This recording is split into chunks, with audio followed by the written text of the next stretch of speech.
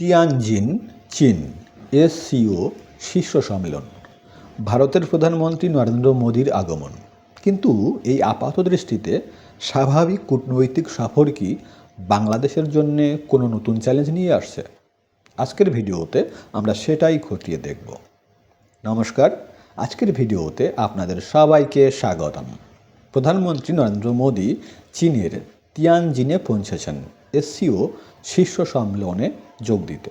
এই সম্মেলন ভারতের জন্য অত্যন্ত গুরুত্বপূর্ণ, কারণ এখানে বিভিন্ন বিশ্ব নেতাদের সাথে তার সাক্ষাৎ হবে। কিন্তু বাংলাদেশের প্রতিবেশী দেশ হিসেবে এই বৈঠকের ফলাফল আমাদের জন্য কতটা তাৎপর্যপূর্ণ তা নিয়ে আলোচনা করা জরুরি। প্রথমেই জেনে নেওয়া যাক এসসিও বা সাংহাই কোঅপারেশন অর্গানাইজেশন আসলে কি। এটি একটি ইউরোশীয় রাজনৈতিক, অর্থনৈতিক এবং নিরাপত্তা জোট। এর সদস্য দেশগুলির মধ্যে রয়েছে চীন, রাশিয়া, ভারত, পাকিস্তান এবং মধ্য এশিয়ার বেশ কয়েকটি দেশ। এর প্রধান লক্ষ্য হল সদস্য দেশগুলির মধ্যে সহযোগিতা বৃদ্ধি করা এবং আঞ্চলিক নিরাপত্তা নিশ্চিত করা। ভারতের জন্য এই সম্মেলন খুবই গুরুত্বপূর্ণ। একদিকে যেমন চীনের সাথে সীমান্ত নিয়ে উত্তেজনা রয়েছে, তেমনই অন্যদিকে অর্থনৈতিক সহযোগিতা এবং আঞ্চলিক স্থিতিশীলতা বজায় রাখাও ভারতের জন্য জরুরি। এই সম্মেলনে মোদী বিভিন্ন দেশের রাষ্ট্রপ্রধানদের সাথে দ্বিপাক্ষিক আলোচনা করবেন, যা ভারতের বিদেশ নীতির জন্য অত্যন্ত গুরুত্বপূর্ণ। এবার আসি মূল প্রশ্নে। মোদীর এই চীন সফর এবং এসসিও সম্মেলন বাংলাদেশের জন্য কতটা বিপজ্জনক হতে পারে? প্রথমত, ভারতের বিদেশ নীতিতে চীনের সাথে সম্পর্ক একটি ভারসাম্যপূর্ণ অবস্থানে রয়েছে। যদি ভারত এবং চীনের মধ্যে কোনো বোঝাপড়া বা নতুন কোনো চুক্তি হয়, তাহলে তার পরোক্ষ প্রভাব বাংলাদেশেও পড়তে পারে। চীন বাংলাদেশের সবচেয়ে বড় বাণিজ্য অংশীদারদের মধ্যে একটি।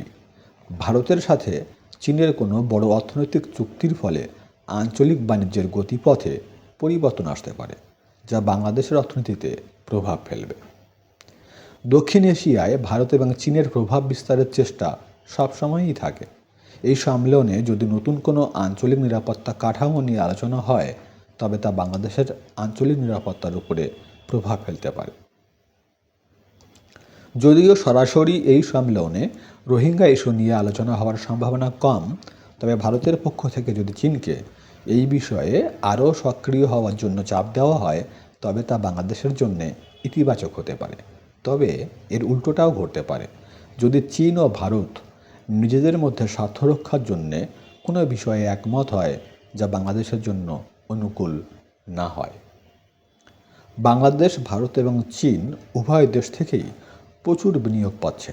এসসিও সম্মেলনে যদি বড় আকারের বিনিয়োগ চুক্তি বা অবকাঠামো প্রকল্প নিয়ে আলোচনা হয়, তবে তা ভবিষ্যতে বাংলাদেশে বিদেশি বিনিয়োগের ক্ষেত্রে প্রতিযোগিতার জন্ম দিতে পারে।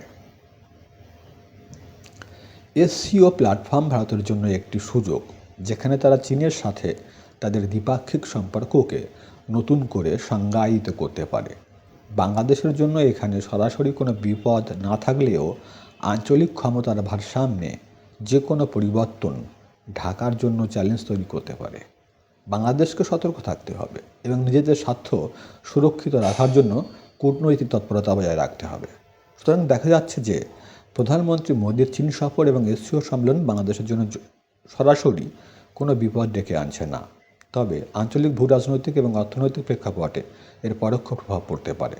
বাংলাদেশকে সতর্ক থাকতে হবে এবং প্রতিবেশী দেশগুলোর সাথে তাদের সম্পর্কে আরও সুদৃঢ় করতে হবে।